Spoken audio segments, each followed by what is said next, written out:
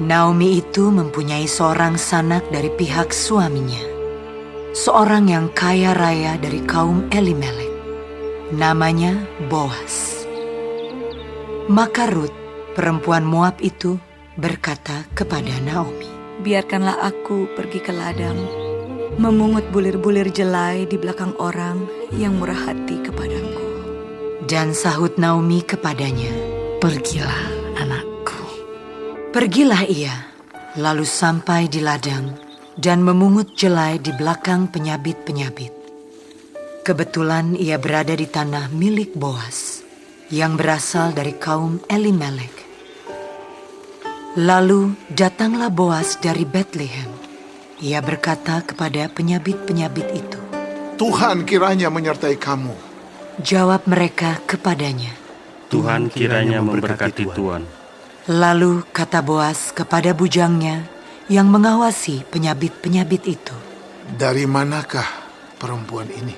Bujang yang mengawasi penyabit-penyabit itu menjawab, "Dia adalah seorang perempuan Moab. Dia pulang bersama-sama dengan Naomi dari daerah Moab." Tadi ia berkata, "Izinkanlah kiranya aku memungut dan mengumpulkan jelai dari antara berkas-berkas jelai ini di belakang penyabit-penyabit." Begitulah ia datang dan terus sibuk dari pagi sampai sekarang. Dan seketika pun ia tidak berhenti. Sesudah itu berkatalah Boas kepada Rut, "Dengarlah dahulu, anakku. Tidak usah engkau pergi memungut jelai ke ladang lain, dan tidak usah juga engkau pergi dari sini.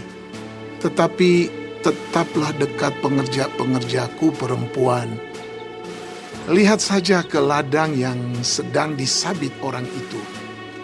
Ikutilah perempuan-perempuan itu dari belakang, sebab aku telah memesankan kepada pengerja-pengerja lelaki, jangan mengganggu engkau.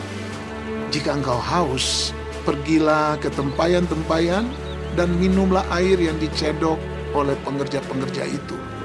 Lalu sujudlah Rut menyembah dengan mukanya sampai ke tanah dan berkata kepadanya, "Mengapakah aku mendapat belas kasihan daripadamu, sehingga Tuhan memperhatikan aku, padahal aku ini seorang asing?" Boas menjawab, "Telah dikabarkan orang kepadaku dengan lengkap segala sesuatu yang engkau lakukan kepada mertuamu sesudah suamimu mati. Dan bagaimana engkau meninggalkan ibu bapamu dan tanah kelahiranmu serta pergi kepada suatu bangsa yang dahulu tidak engkau kenal. Tuhan kiranya membalas perbuatanmu itu, dan kepadamu kiranya dikaruniakan upahmu sepenuhnya oleh Tuhan Allah Israel, yang di bawah sayapnya engkau datang berlindung." Kemudian berkatalah Rut, "Memang aku mendapat belas kasihan daripadamu, ya Tuanku. Sebab Tuhan telah menghiburkan aku dan telah menenangkan hati hamba-Mu ini. Walaupun aku tidak sama seperti salah seorang hamba-hamba-Mu perempuan."